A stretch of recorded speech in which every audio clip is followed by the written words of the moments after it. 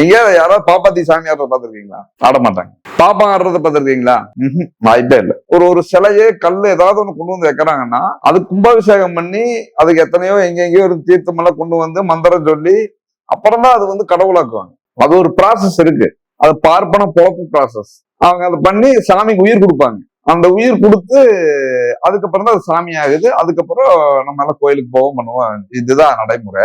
இது சாமிக்கு உயிர் கொடுக்குறானே இவன் வந்து எங்கேயும் சாமியாடியோ அல்லது அந்த பார்ப்பனுடைய மனைவி யாராவது வந்து ஊ அப்படின்னு சொல்லிட்டு அதாவது மாரியாத்தா ஆடுறது பண்றது அதெல்லாம் நீங்க எங்கேயும் பார்க்க மாட்டீங்க.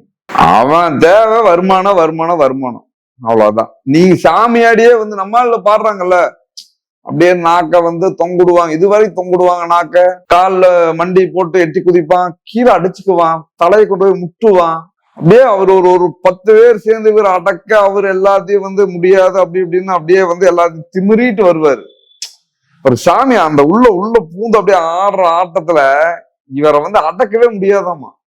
அந்த சாமி பாத்தீங்கன்னா அத்தனை பேர் சேர்ந்து கூட அடக்க முடியல அப்படின்னு சொல்லி அடுத்த நாள் இந்த சாமி போதைகள் தெரிஞ்சதுக்கு அப்புறம் அந்த ஊர் பேசிக்கணும். ஐயோ நேத்து பாத்தீங்களா ஐயா கருப்புறாங்க அடக்கவே முடியல, 50 பேர் சேர்ந்து அடக்குறாங்க, அப்படியே ஒரு மேல எட்டி குதிக்கிறாரு வானத்துக்கு அப்படின்னு சொல்றது கேட்கறதுல அவருக்கு ஒரு மகிழ்ச்சி.